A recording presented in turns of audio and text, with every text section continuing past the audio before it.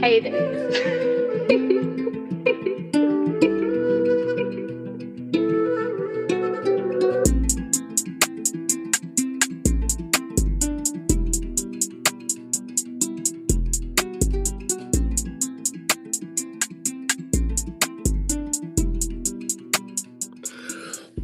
Well, Hugh Griffin, it's been a minute. How's it going?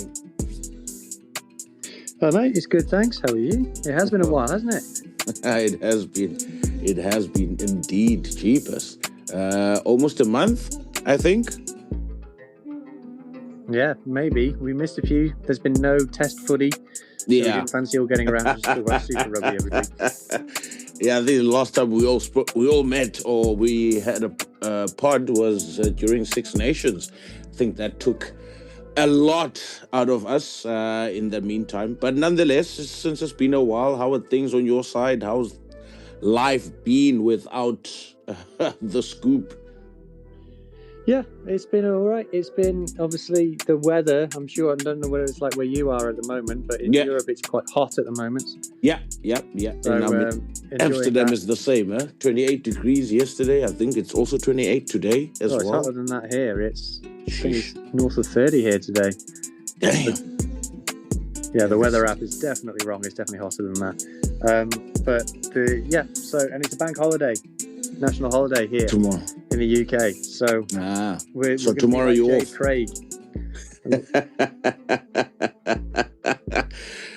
Not as hot as Bilbao, I guess, but nonetheless, I think let's kick things off while we wait for the other gents to join in a bit as well. As usual, news making headlines before we jump on to the Bordeaux versus Leinster final Investec Championship. We'll discuss that, and then we will also jump into the URC playoffs that are happening next weekend. So we'll do a preview of that and maybe touch on some Super Rugby games. And yeah, that will probably be it. But there's a lot to dissect regarding the final from yesterday and Bordeaux going back to back. Unexpected by a lot of Irish fans. But lots to dive into where Leinster is concerned. But news making headlines this past week. Cheslin Kolbe on the verge of returning to the Stormers this season. I mean, Cheslin Kolbe is what now? In his early 30s, Griffin? Would this be a good acquisition for the Stormers, or are they in desperate need to find a winger this season? I think it is a good move. I think that if you look at the Stormers' attack, they like unstructured scenarios. They they compete in the air, which you know that Cheslin is great at. He's 32.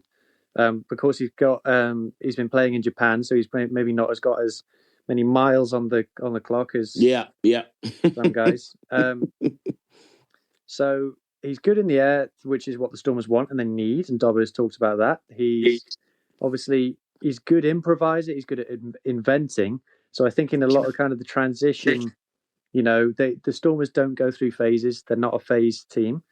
So striking early, going for the big moments, I think Cheslin will suit them well. And you look at their other recruitments with Sia Kolisi and Vuko Low coming in. Yeah, for a team that's already kind of 2 wins off top of the log in the URC. Yeah, pressure next season now with these recruitments for the Stormers. No, fair. And we hear that, or there's murmurs around Tòmas Lavanini also moving to Cape Town before December this year as well. We know that they've missed a lot of locks over the years. I mean, Ori left, but I mean they've got Schickerling, and they've had a few other people that have joined them over the past couple of seasons, and obviously some of the locks are also leaving as well. We know Murat is already leaving and going overseas, so I guess Tòmas Lavanini would come in with the experience for the Stormers. The Sharks are attempting to bring back Sanele Nohamba. Sanele Nohamba used to play for the Lions before he went to Japan, But understanding that Jaden Hendrickse might be having some concussion issues, the Sharks have also bought Van Sale, who used to be a Blue Bull, but now he's going to Durban. And I don't know they've just re-signed the other halfback, extending his contract to 2029, I think. But now Sanele Nohamba coming into the Stormers, the Sharks would be a great acquisition for them because we know Grant Williams will be leaving, Hugh. So, yeah, I don't know what you make of Sanele Nohamba. He was one of the best nines when he was at URC. I think he was nominated Player of the Year as well in one season. But I think, Sanele Nohamba would be a good acquisition, especially like for like when it comes to Grant Williams, who the Sharks have lost by the end of the season. Yeah, Nohamba was playing 10 as well for the Lions. He's a razzle-dazzle player. It was kind of a bit of a shame when he went to Japan, honestly, because I was like, this guy could go on and do something exciting. I thought he would have been incredible in France with his ability to play 10 as well. He would have fit like a glove over there. So for the Sharks, I think he is a bit different to some of the other guys. They've obviously got Bradley Davids coming through. We know Grant Williams is off. Yeah. So it'd be interesting to see. I think we're all going to be watching the Sharks with interest next season when JP's had a full preseason with them to see what kind of stamp he puts on the team. Obviously, there's a lot of churn always at the Sharks in terms of the squad. So it'd be interesting to see how he fits in and where he sits in the pecking order as well. Yeah. Interesting you mentioning JP, actually. I haven't thought about this because I've noticed that he's given a lot of youngsters a lot of game time in the past couple of weeks within the Sharks ranks. We've seen the likes of Siaya coming in, and I think, what's his under-20 fly-off? I forgot his name now. We saw him getting a run as well. But, it's good. It'll be good to see what JP has in store for the Sharks team, blending a bit of youth and some seniors as well, because only Kolisi is leaving in terms of seniority. Yes, Grant Williams, probably quite a senior player within the group as well. But a good mixture of youth and some seniority with Andre Esterhazen probably leading this team going forward, and the Boogeyman at 13. So Esterhazen and the Boogeyman, I would like to see the Boogeyman get more game time. Maybe it'll be interesting to see if they could get maybe somebody who can possibly replace Mapimpi as well, because obviously he's probably on the other side now of his career where he might be looking at options after next season to be looking to go overseas. I don't know what you make of JP Peterson and the squad that is currently building within the Sharks camp. I'm going to be honest with you, Scoop. I don't go out of my way to watch the Sharks. So I think we have to start from zero next year. Yeah. There's always a lot of churn with the Sharks squad. I think people always look at the players that the Sharks bring in. And it kind of goes under the radar about how many players they lose every season as well. It's just so much instability in that squad. And obviously they're losing Sia Khaleesi, as we mentioned before. So I think it's you got to start from zero with JP next season, wipe the slate clean. I think the style of play really is what we're looking for. What kind of team are they going to be? Are they going to go back to being like a South African team, typical forwards first type style of play?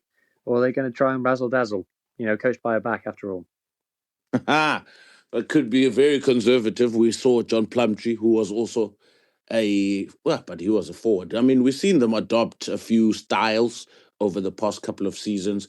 Yeah, it'll be interesting to see what they choose to go with next year, because I think any club, for example, if you look at the Stormers, we know they are a helter-skelter type of team, basically throwing the ball around and see what happens and banking on their stars, obviously, to break the game for them in a way. We'll also talk about styles of play when we dissect the Leinster and Bordeaux game as well, in terms of what I've seen. You will also share what you've seen as well, Hugh. But yeah, let's move on from that topic. Sebastian Vermeulen, the tallest schoolboy in the world. There were pictures going around and him standing next to... who's the RG Snyman, and just a wee bit taller than RG Snyman at school level, 18 years of age, guys. He will be signing with the Sharks. He's signed with the Sharks, funny enough. So, yeah, we'll see how that develops. And then Super Rugby is considering partnership with Japan moving forward. Obviously, they've definitely stepped away from any conversations that will involve South Africa. So they're looking at options within Japan. And we've been talking about cross-border competition within Super Rugby. So I'm assuming, or when I read the article, they were talking about 2 or 3 clubs from Japan, probably the top 3 clubs. It would be nice for them, for some of their clubs to try and maybe battle it out so that they can come and play the top 5, 6 clubs in Super Rugby, create a Investec Championship type S competition where it's just playoffs, and it'll probably be like 3 or 4 weeks, and boom, it's out the way. But nonetheless, let's jump into the main topic today. Hugh Griffin, Investec Championship, UBB. I know you follow UBB and the French top 14 quite a lot. Oh, what can we say? Back-to-back champions once again. Talk to me. Yeah, and I think we're all surprised about how easy it was for them. It was just, I don't even know where to start, really. I mean, UBB not having a great season domestically in the top 14, but just seems to have really targeted this competition. They really peaked at the right times. They rocked up for all the games. I think they've won something like 15 games in a row in the Champions Cup, and scoring a lot of points along the way as well. They passed the 40-point mark in almost every game that they played, including the final. So, like I said, we're just surprised at how easy it was. I'm very happy for the team, very happy for the players, very happy for the fans, because they're wonderful fans, the UBB fans. They love their team. And did it playing stunning rugby as well. So really living the dream if you're a UBB fan. Yeah. No, 100%.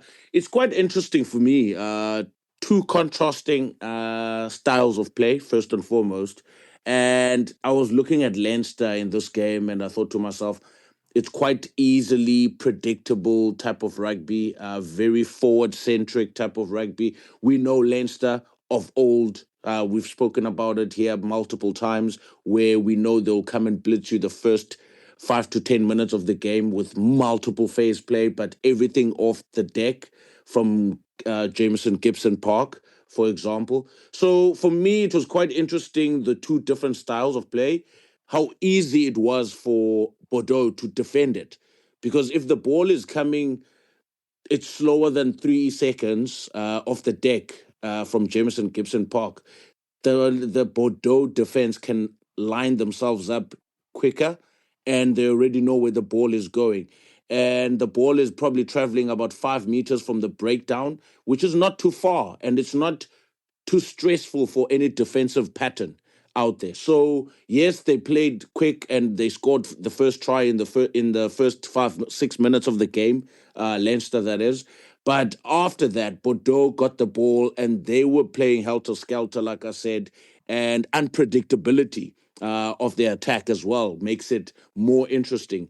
And it was surprising for me how concentrated the Leinster defense was around the breakdown, which created so much space and gaps out wide. So there was one moment where LBB scored that try. You saw a tight head prop, sprinting down the line to go and defend against LBB. Easy step, left foot, left foot, second guy, and is over the chalk. And I thought to myself, okay, I maybe have an understanding of why people could be questioning a Jacques Ninaba in this case, because he's supposed to come in there with worldly expertise when it comes to defending. But UBB picked that Leicester defense so easily. I mean, first, for about 20 to 25 minutes, it was all UBB. And Leinster were not making the first time tackles, one-on-one tackles, which was quite strange, man. I mean, the team that is supposed to have the best defensive coach in world rugby got easily picked off in this game. I don't know what you make of Jacques Nienaber's defensive pattern at Leinster, but yesterday, oh man, there were so many loopholes, there were so many gaps. It was porous, unfortunately. Yeah, but what's interesting is that UBB don't really go through the phases in the same way that a lot of URC teams, or definitely a lot of Irish teams, do, in terms of just keeping the ball for a long time. They do when they get within 5 meters of your line and they just bash away, but then it just becomes about like what they call the alpha test, isn't it? Is what's going to happen if it's just pick and goes 5 meters from the line. Yeah, it's just who can knock who backwards the hardest. So it's not much of a system there, but it was a case of UBB. I've spoken to multiple people now who have said that UBB did their homework on Leinster better than Leinster did their homework on UBB. Oof. And I would say that's quite alarming, because if you look at like the relative distraction of the domestic leagues, how much stock Leinster put in the URC versus how much stock UBB put in the top 14, and just how long like the respective seasons are. That UBB team, those players are playing week in, week out in the top 14. Whereas those Leinster players, we're talking, how many URC games this season are those Leinster players playing? True. And it's all in on the Champions Cup. And yet, I've got it on very good authority that there's in the UBB camp, they were shocked by how Leinster set up, and they expected a lot more from Leinster and didn't see it. And to kind of be outplanned when you've been on this quest for years, lobbying the URC to rearrange your fixture list to give you a better chance in the Champions Cup, to not do your homework ahead of the actual day, that's probably the most damning thing that I've heard.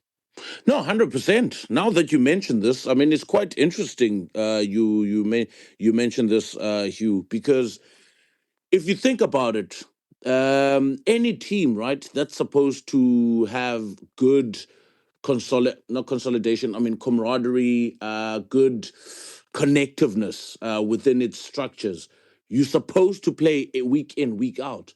Yes, these guys are training together a week in, week out, but you need to be tested at some point, right? Why can't Leinster take their best team during the round robin of URC to Cape Town, to Blue Bulls? Why do they have to wait until it's playoffs before they get to play together in Cape Town, in Pretoria, in Johannesburg, for example?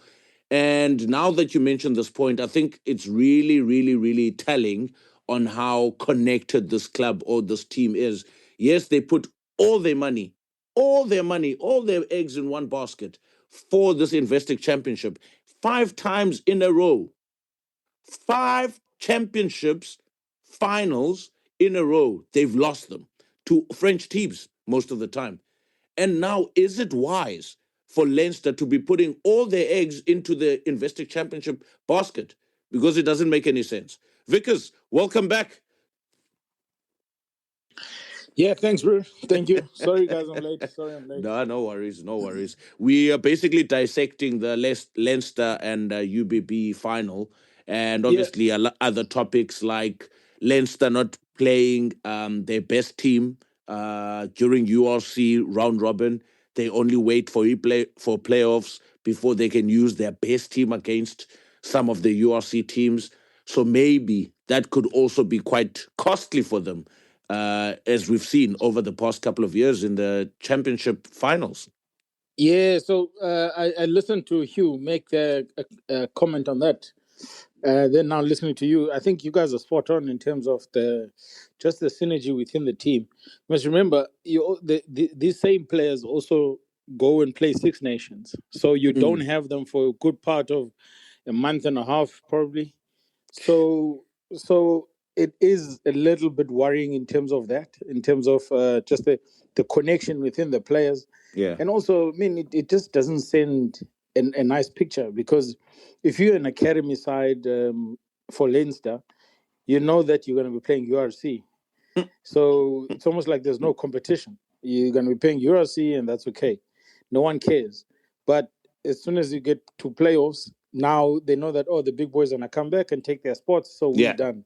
That is a wrong mentality to have within your squad. You almost want to create a situation where academy players are not fighting against each other, but they're fighting against the international players. And I don't think you have that at Leinster. No, that's true. That's true. Jade, Craig, van Bloemfontein. Hugh is talking about freaking 35 degrees, 60 degrees temperature in England. I don't know what Bloemfontein is like. It's mild here, bro. It's mild. It's mild. I've been picking up on what you and Vio's been speaking about the game yesterday. Yeah. I mean, everybody's going back and forth in terms of, Rico Ione and left, right, and center, blaming players or so. But before the game started, everybody here, we all knew that it would take a humongous effort from Leinster to beat UBB yesterday. And UBB came out from that 20th minute to the 40th minute. They were absolutely brilliant in that game. I think it summed up, Scoop. I think the score was 19 or was it 20? I think 21. Yeah. 21-7. And Kellen Doris from an exit made a massive carry, a very, very hard carry. Out of his 22, he got about 10 meters over that advantage line. Jamison Gibson Park immediately, shaped up to box kick from there. Immediately. It was though Doris got over the advantage line. Even though UBB was scrambling, defensively, the pillars had to shift in and readjust. He immediately stepped up for a box kick and went aerially. Now, that just says a lot, in terms of how they were prepared and what were told in terms of this game. For me, the Leinster from 2 or 3 seasons ago played the situation, but now they were so game plan orientated and they were so focused on, stopping UBB with what they believed in. They forgot their strengths. The past 18 months or so, I think Leinster's went backwards. Although they've been relatively consistently okay in the URC, they went backwards. I don't see them as, I'm telling the honest truth, I don't think those were the 2 best teams of the tournament in the final. I think Leinster had an easier route through to the final. I think there was better teams than Leinster, that was knocked out at the earlier stage. And I think UBB deserved winners. I mean, you look at it, the touch, they got, I think it was Keenan that touched the ball where they got a 5-meter scrum and they scored from the inner red zone. And then you're looking at, I think it was Van der Vlier that got over the ball and he got the steal instead of just keeping and milking the penalty, to stay in that position and trying to milk the penalty. He went for the rip, was a knock on, a little bit unfortunate in the 22. From there, UBB smelled blood and scored 2 tries, took the game away from them. Now, that is a fear a team like UBB has, on the opposition. We knew anything or any opportunity in the red zone, UBB Bordeaux will score. So I think in terms of preparation for this game, and in terms of the mindset, I honestly think the whole week already we knew there was only going to be one winner. We knew there was only going to be one winner. Why is everybody complaining? I think UBB is miles ahead of Leinster at the moment. Yeah, fair enough. Okay, since you guys haven't been here with the regards to just game plan, obviously, Jade, you've touched on it as well. You guys missed out when I spoke about how Leinster are so predictable on attack. They're too narrow on attack as well. It's one-off pass from Jamison Gibson Park to a running forward, and they just do that over and over and over, especially in the red zone or in the green zone, if you prefer, when they're attacking inside the opponent's 22.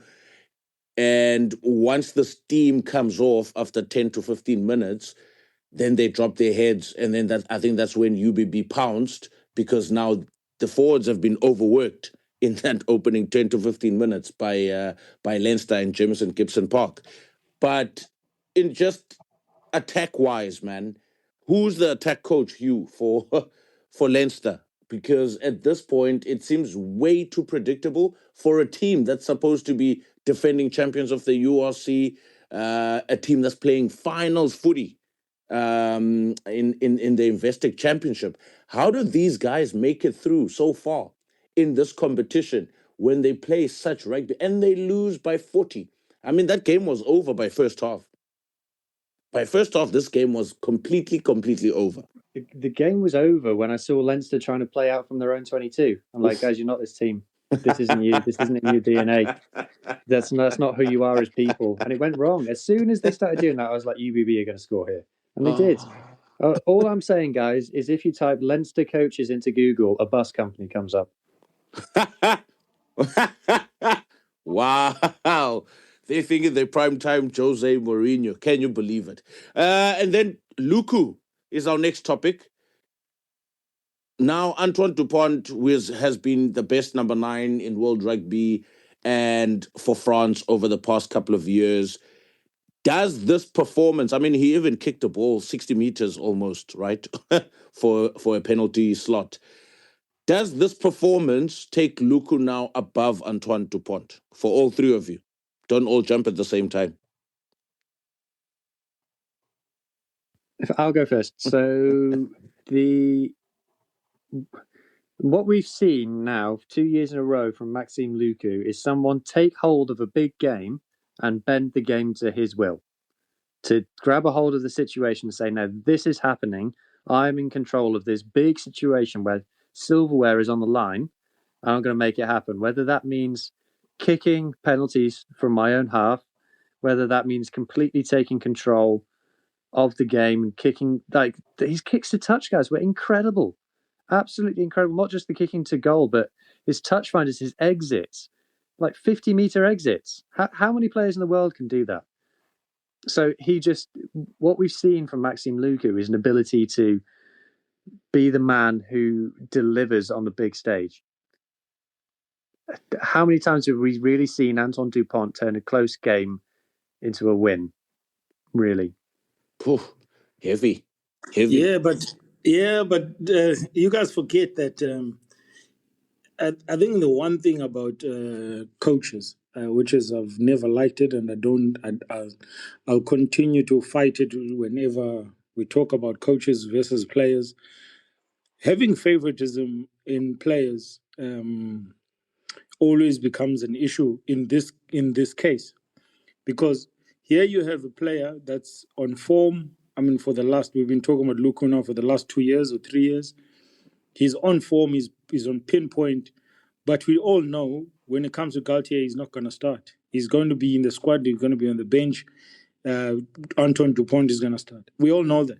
And that's the problem, is that if you had now a director of rugby within, obviously, the ranks of France, a director of rugby with influence, the director of rugby these are the kind of conversations that you should be having with the head coach, because that's when you miss the on-form part of a player, and you continue with your favorite, then that player's form will dip, and then by the time you thinking of making the change, it's already too late.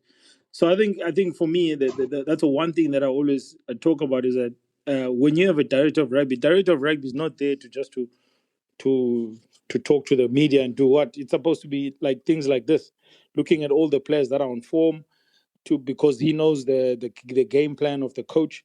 So looking at those kind of things and putting two together and saying, okay, I know you're going to go for Dupont, but this is what I think you should be doing in terms of this situation. Yeah, fair point, Vickers. Fair point. Jade, Luku, Dupont. Dupont's been brilliant for France. I mean, we can't forget about it. I mean, he doesn't get into the conversations as being one of the greatest of all time by being average for France. He's been brilliant. I just feel that Luku could have got more game time for France. I think he could have got more minutes for France. I think we were robbed because every time you're looking at Luku, thinking of the guy they couldn't get into the team because of Dupont is there, and we forget about the hard work and how brilliant he's been for UBB. But for me, I think that there's one thing Gautier got wrong over the last decade or so, was the amount of minutes he's given Luku. I mean, we've seen Dupont go in, in a 14-match test match season, and Dupont playing up to the 70 minutes in about 12 or 13 of those games, that he does play.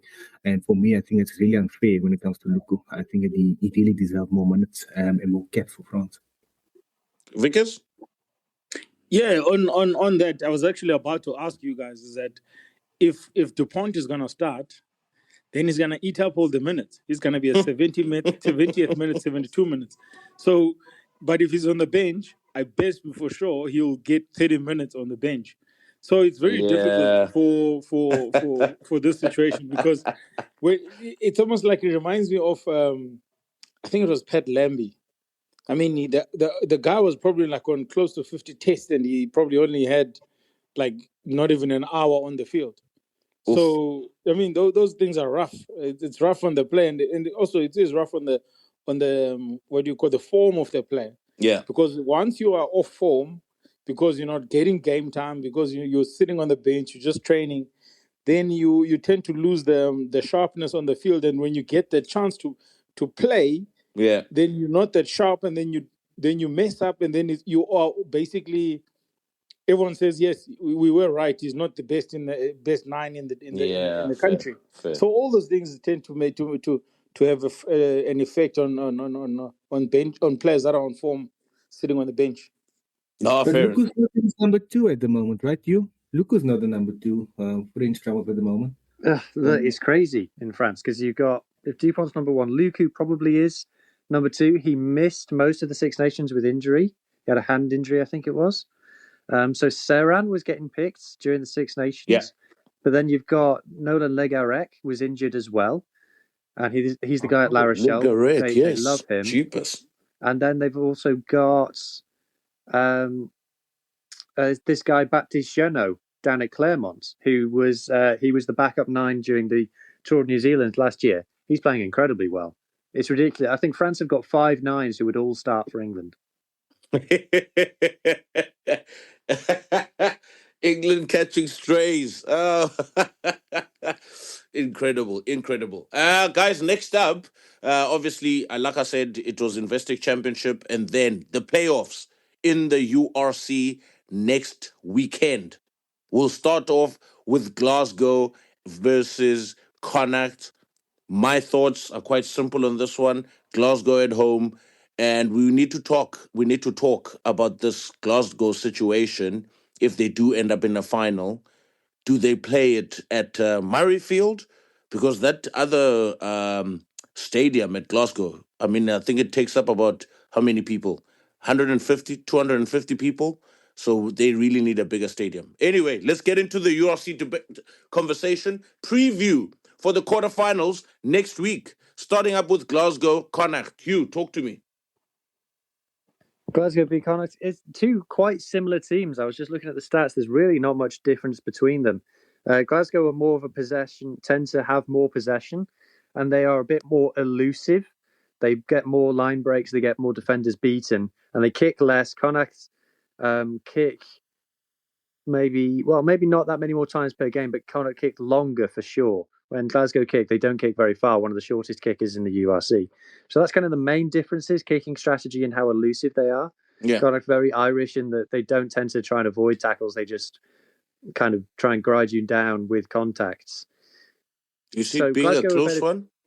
No, I think it can be close because the teams are quite similar. And I don't think Glasgow are operating at their peak, whereas Connacht are at their peak and they've been on a very good run. Oof. So I think it can be close. But I think Glasgow ultimately, if you pick 10 things about each team, Glasgow are better in 8 of them. Fair enough. Vickers, you're next in line. Glasgow. Yeah, I would probably look. I hear what Hugh's talking about, but when you look at both teams and look at how many internationals both teams have, I think if you look at the starters for the main for Glasgow for Scotland, you've got a lot of starters there at Glasgow, whereas compared to Connacht, who don't have a lot of starters for Ireland. So I think for me, based on just obviously the experience and then the game being in Glasgow, definitely I would go Glasgow easy win. And I would think that also in what your comments that when you said Scoop, I wouldn't take away from Glasgow if I was Glasgow. I wouldn't want to go and play Leinster in Edinburgh. I definitely wouldn't go on and do that. I'd keep it in. I'd keep it actually in Glasgow in that synthetic pitch, so that makes things even harder for them. Yeah. But does URC make money off that? I don't understand, because I mean, how many people? Okay, genuine question then. How many people? I think it's isn't it a 5,000? Jeez, 7.5. No, guys, come on. Yeah. No. Let's be real. 7.5 for a final. No, they won't play the final. No, they won't play the final at Scotstoun. They're trying to figure out where to play it. I reckon it will probably be Murrayfield. It ends up getting played, or maybe at the. or maybe at the what's the Hampton field? Park. They might play at Hampton The Park. soccer field.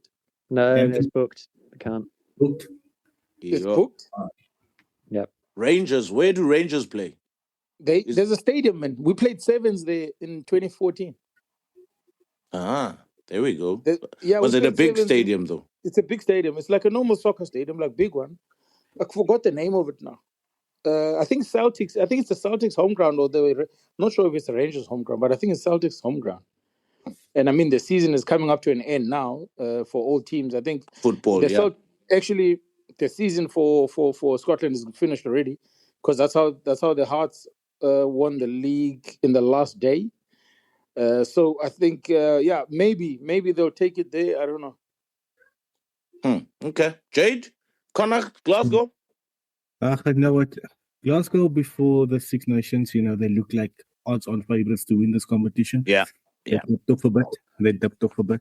Let's see if they can get their stride together. But I don't think they'll have problems against Connacht. I think they win by 2 scores or so.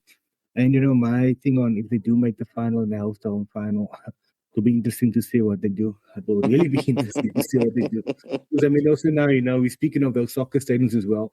There's also a big chance that they relay their turf, in the off-season. That's what soccer teams like to do in the off-season, just relay their turf. So, and do upgrades to that stadium. Yeah. True. Like that. So it'll be interesting to see what they do. But I'm sure, starting January or so, looking at the top of the log, they must have had these talks. If we do host the final where we played, I'm sure they'll have something in the pipeline. Wow, fair enough. Jade, sticking with you, the next one is Blue Bulls. In-form Blue Bulls, who are really hitting their straps. I mean, 2 or 3 weeks ago, I think is the last time we all spoke on this pod.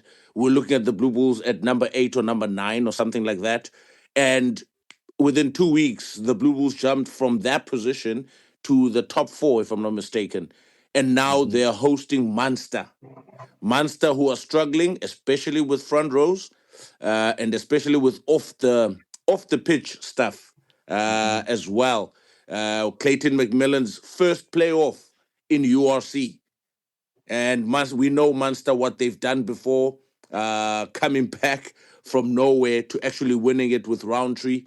Can they do it again? Or can the Blue Bulls turn things around from post Jake White to go all the way and beat Munster convincingly next week, Saturday?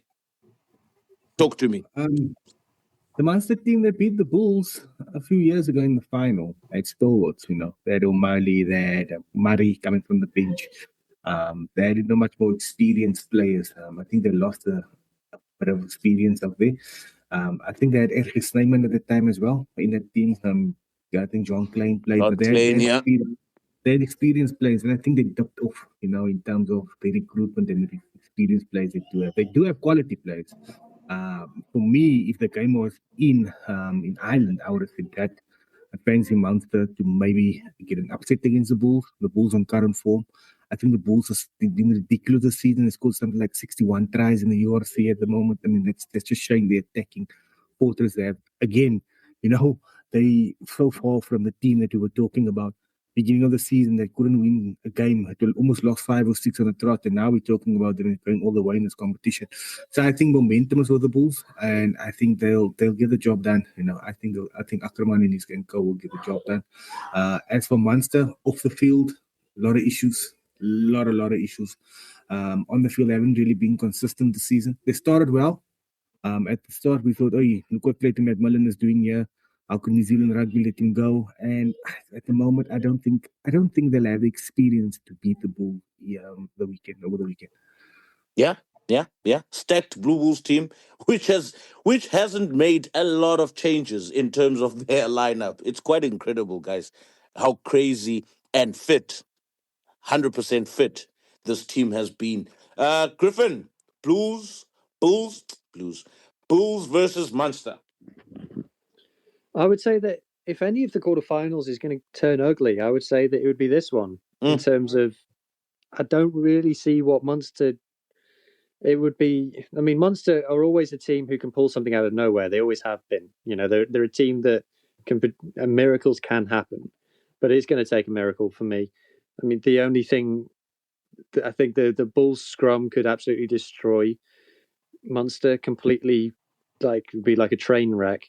But then like clean breaks as well. Like Bulls have got so many more than Munster, and it's at Loftus as well. I think the thing that gives me optimism about the Bulls, because they didn't play great in their last game against Benetton or whoever it was. Yeah. They didn't play great rugby. They got a comfortable scoreline, but they weren't brilliant. But the thing about the Bulls is we know they can go away from home and win, which we don't necessarily know about all of the other teams. And even when the Bulls haven't won away from home this season, it's been close games, it's been competitive games. So, and yeah, of all of the quarterfinals, that I think this could be the most one-sided one. Yeah. Vickers, your thoughts? Springbok Blue Bulls. Yeah, look.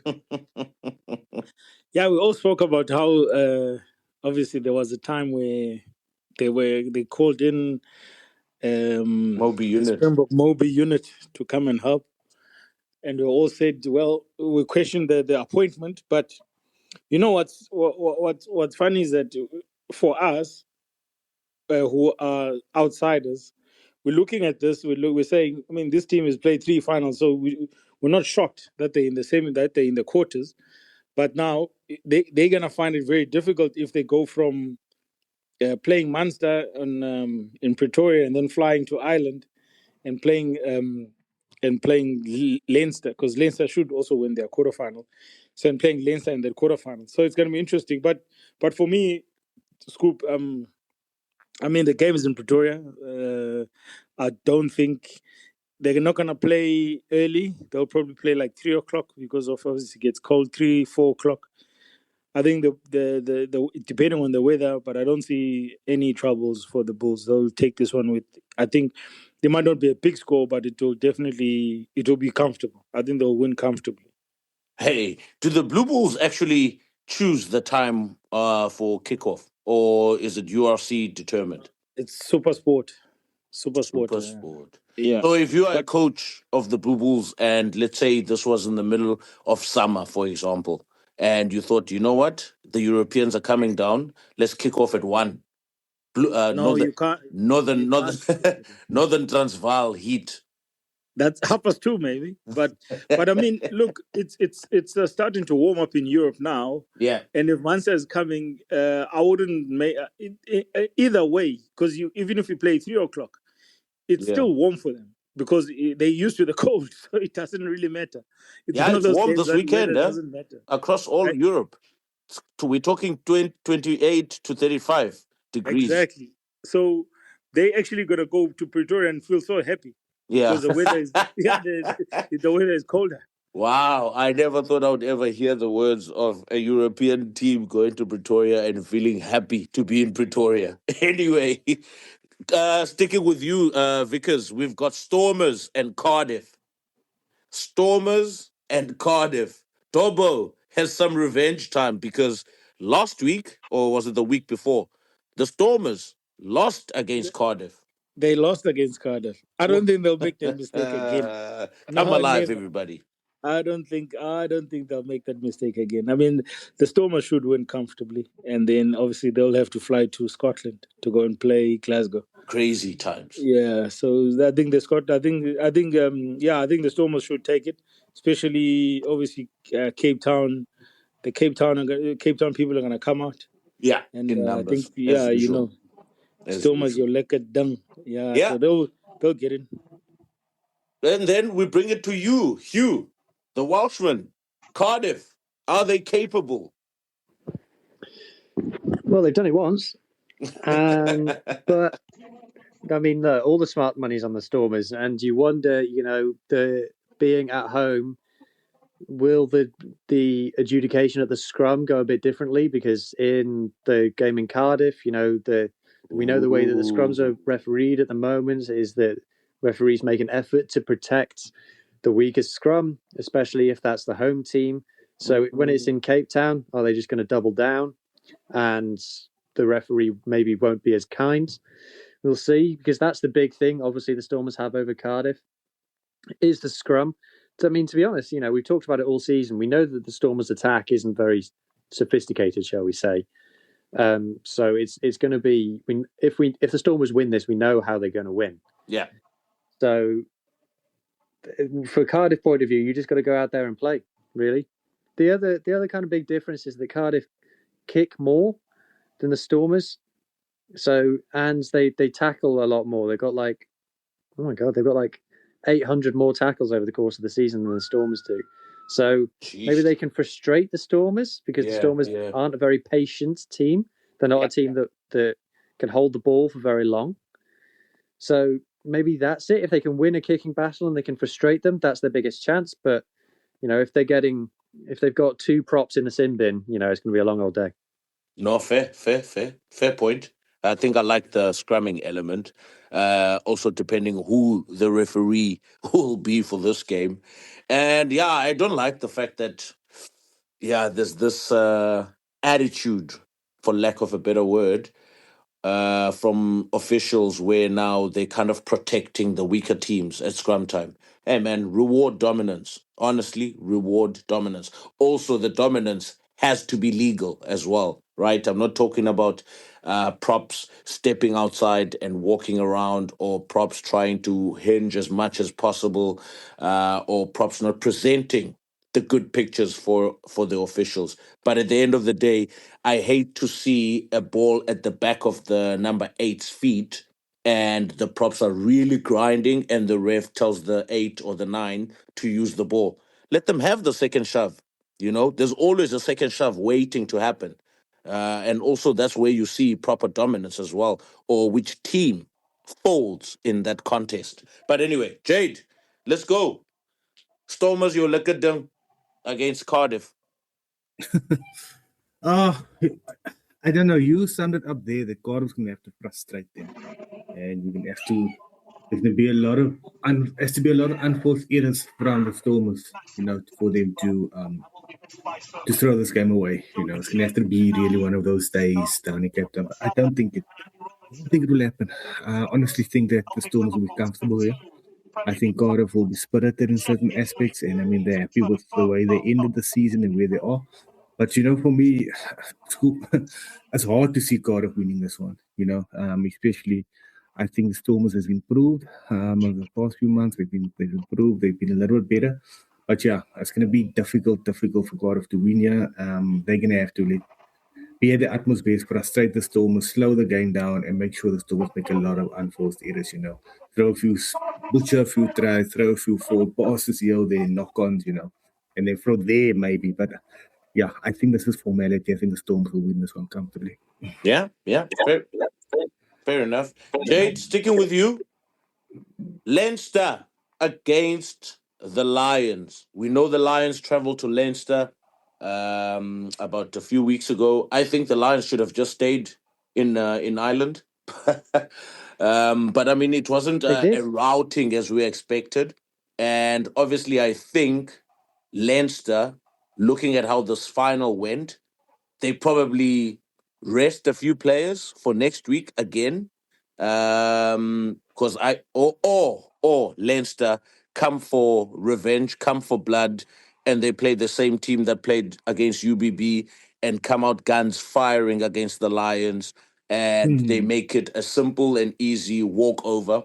Or can the Lions, are they capable? We've seen the Lions also improve this season. We've seen the Lions move up the ladder because they were, once upon a time, the ninth position, 10th position type of team, or even at times 11th and 12th. But over the past couple of months, this season, we've seen them pull off upsets against the big South African teams. We've seen them pull off wins that were unexpected away from home. But can they hold off Leinster at full strength or Leinster not at full strength? It doesn't really matter. Can they hold off Leinster, Jade? It's going to be very difficult for them. But here's my thing. Hear me out. Leinster just played this weekend and they went full strength team, right? So next weekend they're playing again and then they have a semis and then they have a final. I mean, there's so much talk about the way, if you get in the World Cup, you need to play 3 games back to win the World Cup. I mean, even Rassi said now it's impossible to have the same team playing for 3 weeks in a row. So I expect Leinster to make a few changes this weekend. I expect them. I think a lot of them would have been maybe had a few niggles from the final. They need to freshen up a bit, but they won't make 10 more than 7 or 8 changes. It will be shifting here or there. So it'll be interesting to see how Leinster handles this game in terms of the player personnel, who comes in, who will they let do, who will rest, who will play from the bench, who will start. They'll adjust over there, and then it'll be interesting to see how the Lions prep themselves, because there is a difference between, let's say, James Lowe and Rico Ione on the wing. James Lowe has a massive boot. I'm not sure if James Lowe is fit for this weekend. There's a difference between Henshaw at 12 or Osborne at 12, for example. So, who's starting at 10. So, it will be interesting to see how the Lions prep themselves, for what Leinster team they're prepping, because of the few individuals that changes the game from Leinster. There's the player personnel that changes the game in terms of their playing style and in terms of what they bring to the table. So for me, it'll be, I'll see how Cash, how does he prep for this? Does he go for overall prep, in terms of, okay, if Petergross play, or if Byrne plays, or if Ringrose plays 13, if it's Ione at 13, we need to know, we need to cover for this. So in the last few days, he can make his adjustments in the teams at 9. I think that element of surprise in terms of the Leinster's team selection is, it's going to be interesting to see how the Lions adjust to that. However, if the Lions start well in this game and continue to get scoreboard pressure and continue, to stay in this game for, if we're going into the 70th minute or so and the Lions are score away, or they're still in this game, then they'll really lick their lips and fancy their chances. So for them, they just have to stay in the game. But if Leinster, gets into the mojo and set well, get scoreboard pressure, score tries, start, and it becomes formality, then I think, it'll be a one-way traffic. But the Lions really need to try and be in that game at halftime, be in the game in 60 or 70 minutes, still be in the game. And then we might see the upset of the tournament. I'll call it the upset in this tournament's history, the Lions to win on Saturday. It's possible. It's possible. It's not impossible, but that's what the Lions have got to do. And I think it will be interesting to see how they prep for this one, in terms of the player personnel from Leinster. Yeah. Fair enough. Griffin, you agree with Jade, or you have other ideas on what Leinster and Lions can promise or show us this weekend? Yeah, I like how Jade put it with if the Lions won, it would be the upset of the tournament's history. I think that I'd go with that. I think in a funny way, everyone's talking about how Leinster might lose because they have a hangover from the final. I actually think that it would be the most Leinster thing to not show up in the big final and then absolutely destroy the Lions the next week after. And then everyone's kind of there just be like, okay, cool, well done. You showed up in the easy game, So the game that they played against the Lions was a funny one because Leinster scored the one from a few weeks ago. Yeah. Because Leinster scored 3 tries in the last 10 minutes and the Lions had a couple of tries ruled out, which were harsh calls to rule them out. But then the Lions kind of huffed and puffed against Munster without really achieving anything as well in the last game. And they kind of got, Craig Casey had a worldie of a game, kind of beat them on his own. So, I think all of the smart money is on Leinster on this one.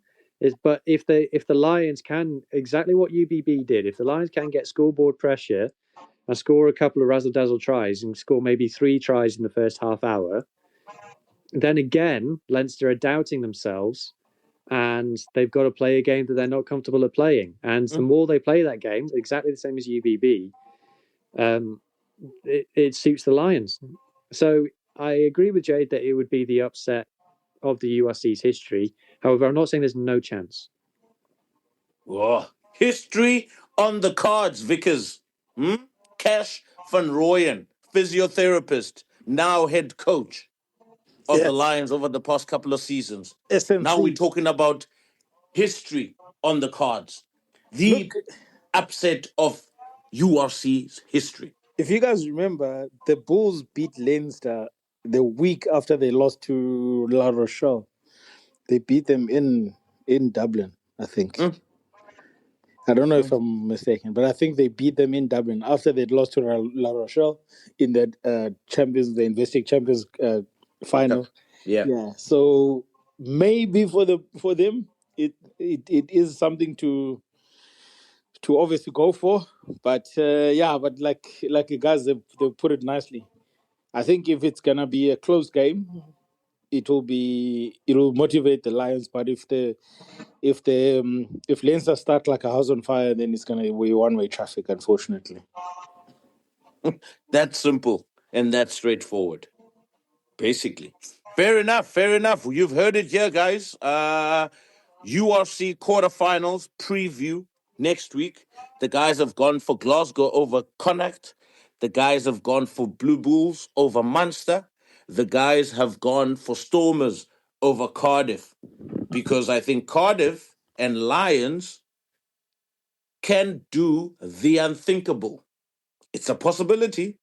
It's not far-fetched, because Cardiff did it a few weeks ago. Can they do it away from home? Can they do it back to back? Lions were close against Leinster a few weeks ago. Can they now make it count when it needs to be counted? But nonetheless, you jump in there. Yeah, we've all gone for 4 home wins. That's why people tune into this pod. Made it easy, made it very easy. But yeah, that's it for the URC quarterfinals. Jade, is there anything you want to chime in there before we jump off? New Zealand wise, Hurricanes. People are talking about Hurricanes and UBB being the best rugby teams or rugby clubs in the world at the moment. Highlanders, Jamie Joseph's Highlanders are keen on taking on Leinster at any given day, even on neutral ground. Islanders are trash, bro. I think New Zealand dodged the big bullet there with not appointing Jamie Joseph. I think he's getting caught out this season. And you know what? Who was the first guy to mention this? He's on this panel. He's on our pod. Hugh Griffin. Hugh Griffin said that the Force has more points than a Jamie Joseph coach team, and everybody raised their eyebrows and like, it can't be, he's slagging off Jamie Joseph. But I mean, I think you was right there. You was right. We dodged the bullet. They dodged the bullet there. They dodged the bullet. But yeah, Super Rugby's one very, very good game the weekend. I think, there's a lot of talk about Super Rugby being it's monotonous, and New Zealand should go back to their old setup or so. But the Chiefs and the Crusaders, what a game of footy. What a game. I mean, the way the certain players stepped up there. I mean, you are really, they were really the 50-22 or what was it, the 22-22 he kept, in the 70th minute or so to basically win them that game. Stefano Nuku impressing again at 7, although I have my doubts about it. Chris Wally again putting his hands up. But yeah, it's been interesting to see what happens. It'll be interesting to see. There's a lot of chit-chat and talk now recently in New Zealand rugby about Richie Mo'unga. Yeah. His eligibility for the Box game and the Box series. We all know, everybody knows that he will be on the plane to South Africa. Yeah. He will be here. There's no way he's not going to come. There's no way. I think he'll be. I think he'll be in and around the New Zealand squad in the background. Yeah. When they are training for the first 3 tests, I don't think he'll play. I think Ruben Lab will be given a fair share of game time there. But Richie Mo'unga will be in South Africa. Definitely he will.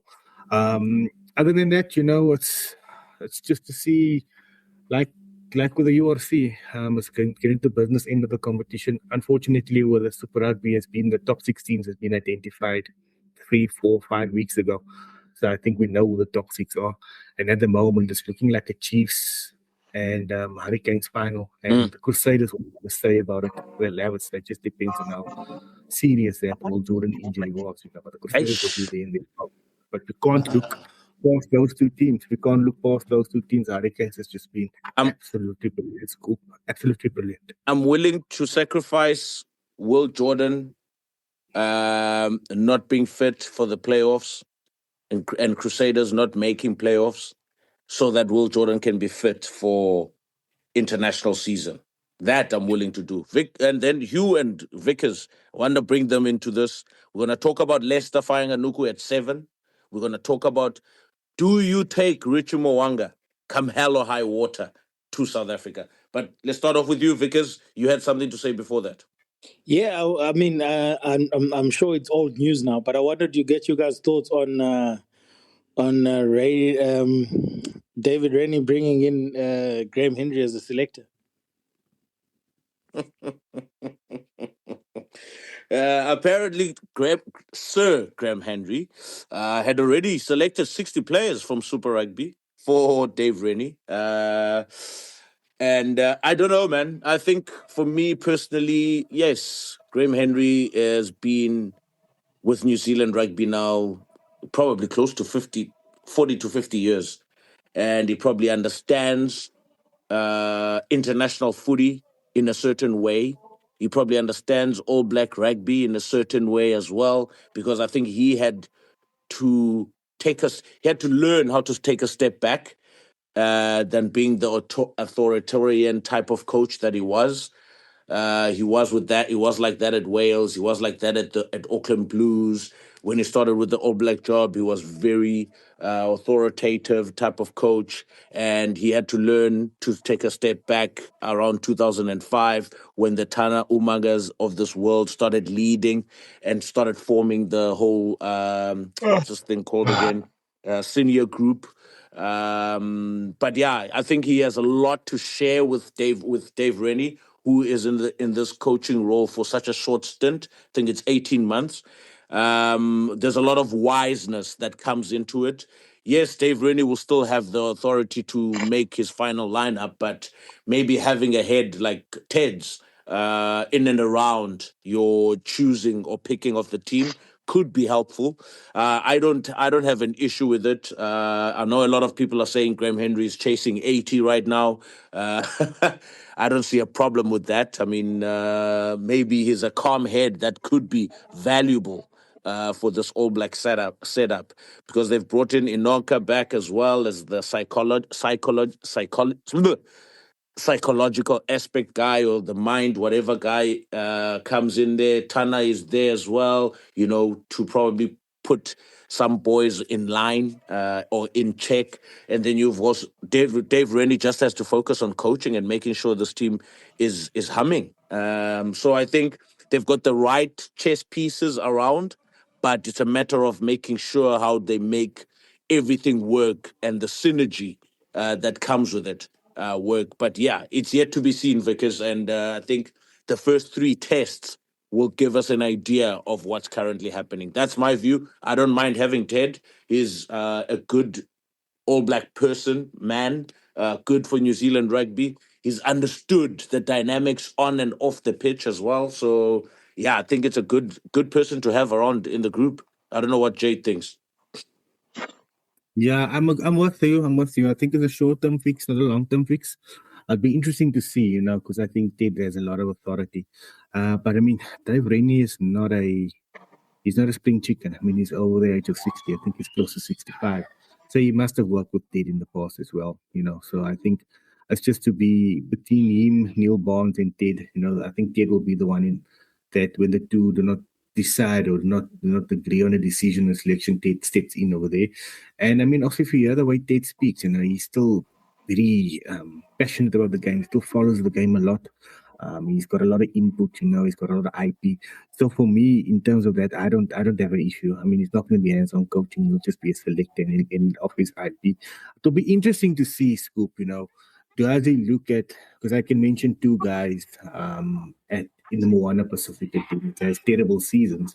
But I mean, if you're looking at them and you're thinking, hey, these guys need to be mentioned in All Black conversation. So one is what's his name, Taulua Tupao, the 8th man, and the other one is Israel Iota. Are they being mentioned? Are they look guys and say, okay, they might not be All Black ready now. Next season, they'll definitely be there and thereabout. So I mean, does Ted look at players like that, or is it going to be guys that he has in the back of his something like that? Especially Israel Iota. I mean, he looks like somebody that's gonna, once he gets to a team, like the Hurricanes or, maybe the Crusaders or somebody like that, he'll be a superstar. He's got the capability of being one of the next superstars in New Zealand rugby. Yeah, as long as Ted is not choosing players from Auckland, I'm happy. Anyway, Griffin, Leicester firing a Nuku, a 7 or a winger or a centre? Well, this whole thing about him playing the back row started when he was with Toulon. He did an interview and he said, yeah, in the second half of games, I've been moving to play in the Lucies. And looks like they've followed up on that in the Crusaders. I don't know whether that's a call that's come down from above and said, hey, move him here, or they've looked at it and gone, hey, we can do something here. I don't know, but I think it probably says the kind of, is that a coach looking at kind of the cattle that he's got and going, okay, I just need to find a way to get my best players on the pitch. This guy, Leicester, is clearly in my best 15, but maybe I'm missing something in Lucy's, so I move him in there and then I can have more centres on the pitch, or I've got more strength there, perhaps. Whether that's going to happen for the All Blacks, maybe the All Blacks are looking about how they want to use their bench moving forward, if they want to go to a 6-2, or they want to maybe look at a 7-1, maybe. Does that give them a possibility there? They've got a Quagga Smith type player there. I don't know. But I would say that he's probably his best position as of today is probably still centre for me, 13. And I think if I looked at when I was watching the All Blacks last year, where do I think they needed something new? I thought it was centre. So we'll see when it comes to kind of All Blacks level. But it's not new for centres to kind of move between back row and the centre. We've seen it happen, a few times over history. So I'll be interested to see what the All Blacks do when it comes to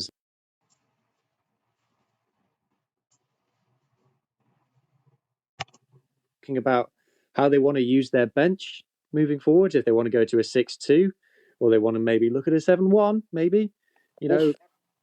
Does that give them a possibility there? They've got a Quagga Smith type player there. I don't know. But I would say that he's probably his best position as of today is probably still centre for me, 13. And I think if I looked at when I was watching the All Blacks last year, where do I think they needed something new? I thought it was centre.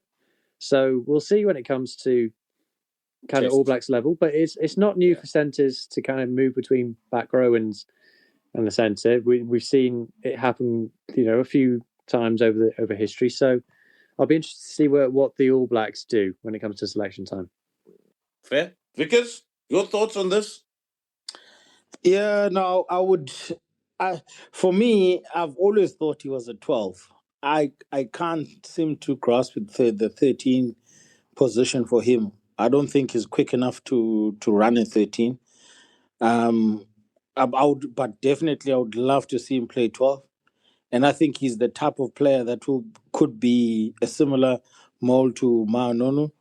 But I mean, that's just my thought. But in terms of the back row, nah, I wouldn't even consider it. Because the thing is, maybe the reason I want to move him to the Lucies is because the Andre Este is in effect, like Hugh has mentioned, with the 6-2 split. And then obviously having 3 centers on the field instead of 2. Yeah, so maybe it is like that. I don't know. But for me, I think I've always viewed him as a 12. I mean, he's bulky. I think he's got a good offload game. It actually reminds me a lot of like Maanonu, that kind of player. Yeah, it's interesting. For me personally, I mean, I've watched him now play a few games in 7 jersey. He makes a lot of yards. I'm not going to lie. He makes a lot of carries. I'm not going to lie. I'm just lacking the defensive reads element and maybe some dominant tackles and maybe some fetching expertise as well, pilfering. There's still, obviously, his game will have to develop. It's not like he's been playing 7 since he was 6, 7 years old. But yeah, it just needs to add a bit of. Overs at 13 or 12 or 11 this season than what he's got at 7. So what you're saying there is actually true. He's played now 5 or 6 games at 7. Yeah. And most of the turnovers, I think between him and Tava now they're leading the charts in terms of turnovers. And I think most of the turnovers came in the back line, Yeah. Which is surprising. Now that he's playing open side, he's not getting those things. Exactly. when he's at ruck time, and his forwards that they're cleaning him out is not as effective as he is when he's in the back line, when his backline player is isolating a tackle there and getting. No, fair. That's it. So yeah, that for me. And the other thing is, we need to look at his stats. His stats can be misleading because we're looking at the meters now, try scored, but where is he playing when he's making those meters? It could be that in the last 20 minutes he's back in the back line, and now he made a line break from 30. No, it's those close quarter meters, man. Like around the breakdown. But it's always been doing that, Scoop. But I mean, I think in terms of his stats is a bit misleading. I think if he plays with Christian Leo Wally and with Blackadder, plays close to rugby, he stands out. Yeah. He can't, because those guys are going to go do the dirty work for you. They're going to go and tackle, they're going to, Leo Wally and Blackadder will easily make, 19, 20 tackles again because they've got a high edge and a high work rate. But I mean, easy. How would he slip in to Satiti, Lakai, Savia? If one of them are not there, how would he fall in there? Because they're not going to do the same job as Blackadder and Leo Wally. They're more expressive. They also run more with the ball. So yeah, I think the option at 7.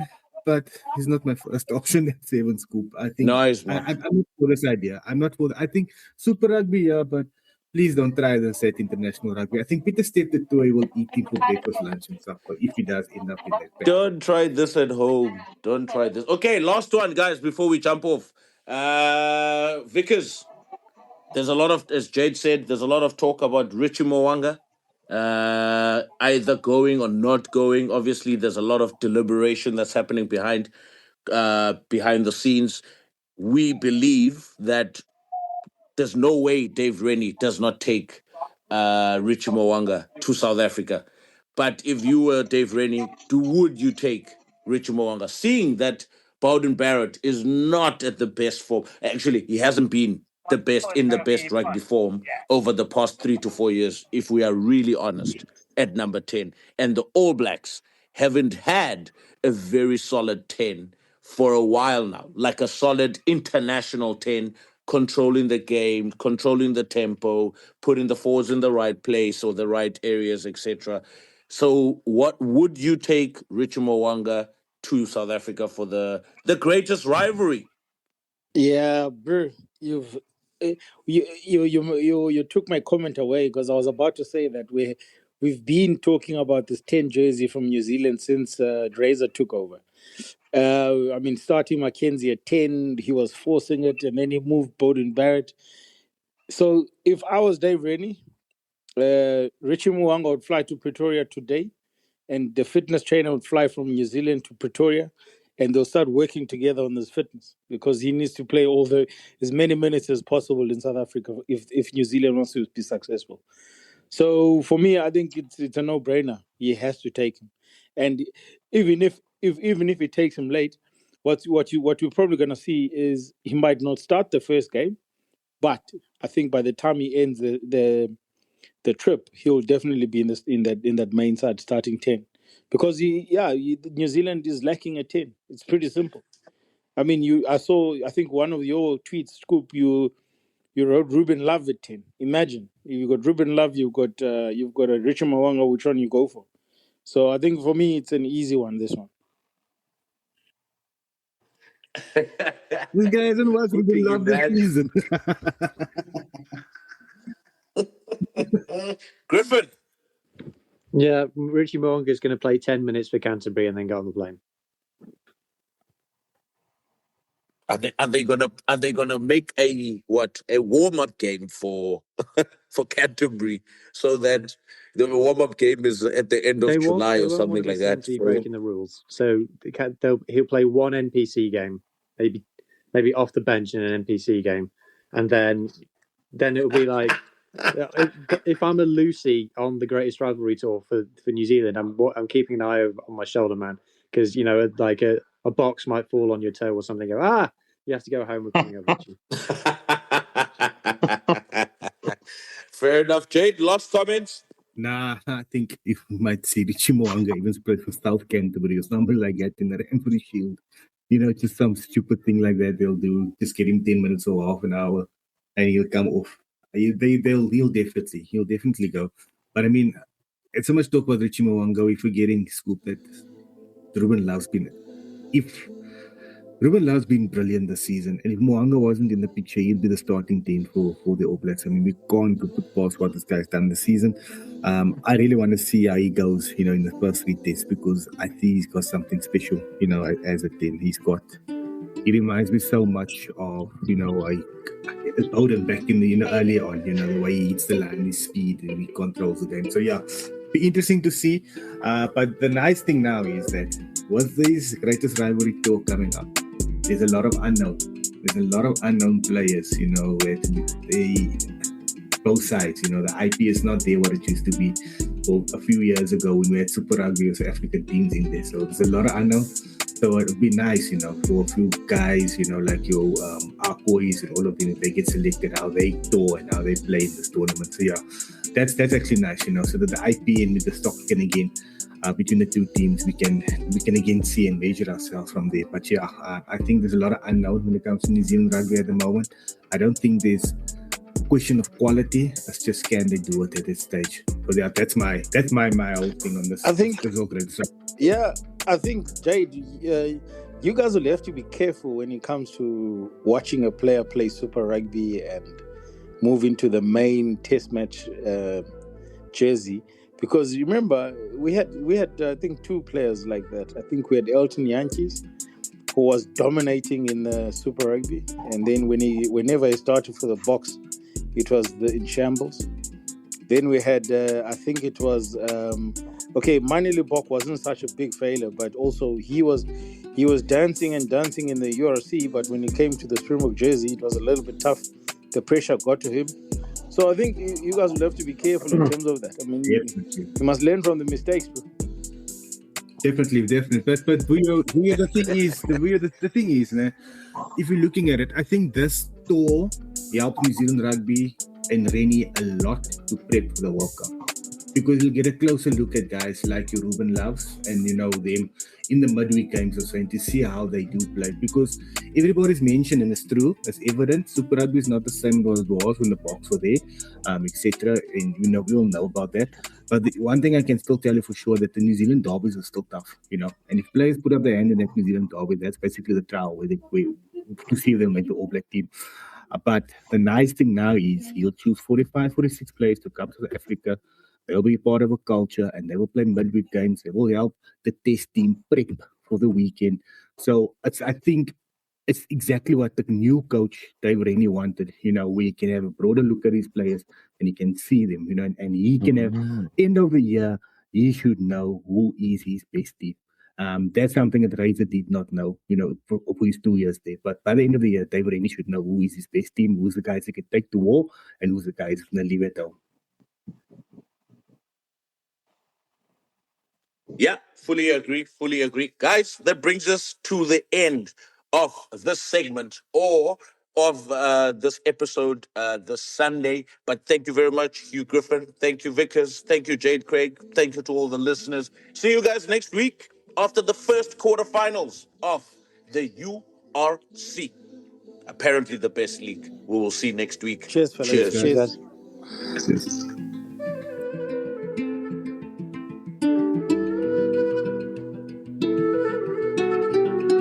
Hate it.